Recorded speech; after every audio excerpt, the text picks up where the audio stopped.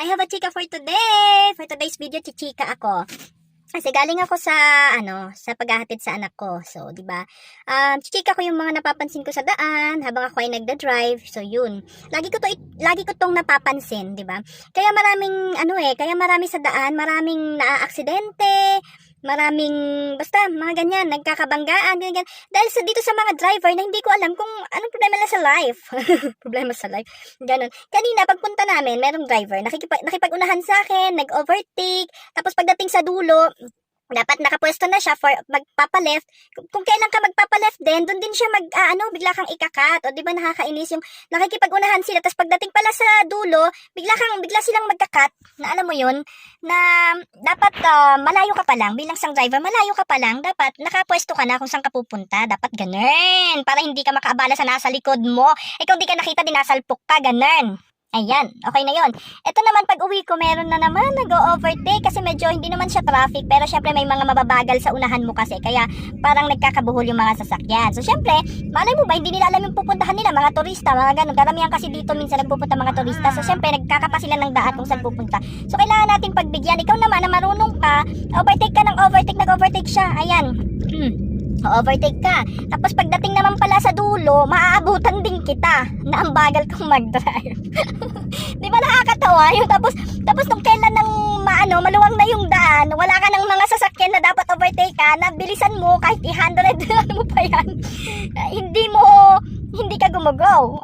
Nakakatawa yung mga driver na mga ganun. Nakikita ko na lang yung mga driver na to, no? Tayong mga driver, sa mga driver dyan, huwag tayong mahilig makipag-gitgitan, makipag-overtaken kung hindi naman talaga tayo nagmamadali. Para kasi kayong laging nagmamadali eh. Diba? Kasi minsan pa yan eh. Yan yung magkakos ng yan nga, aksidente, mga ganyan, o diba? Pati sa mga highway nga, sa mga yan ang nagkakos ng accident, yung biglang overtake kasi sila. Ako, minsan nag-overtake ako pag need na lang talaga, or talagang nagmamadali ako. Or, syempre, bago mo gawin yun, tingnan mo kung malinis yung daan. Kung hindi malinis, tapos mamaya bigla kang kasalubong, wapak.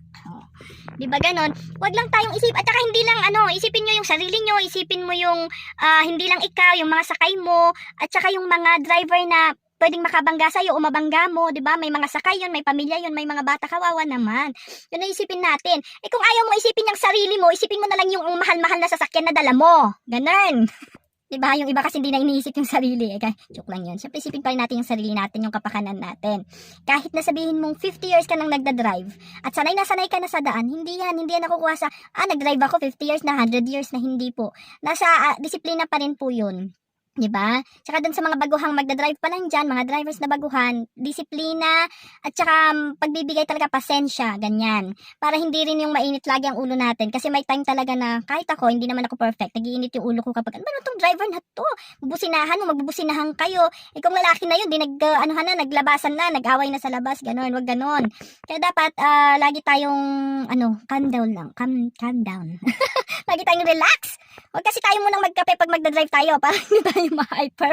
Kaya ako, tingnan mo, hindi ako nagkakape sa morning pag naghahatid. Kaya hindi ako hyper. Ngayon, nagkakape na ako sa bahay. Tsaka ako iisipin lahat.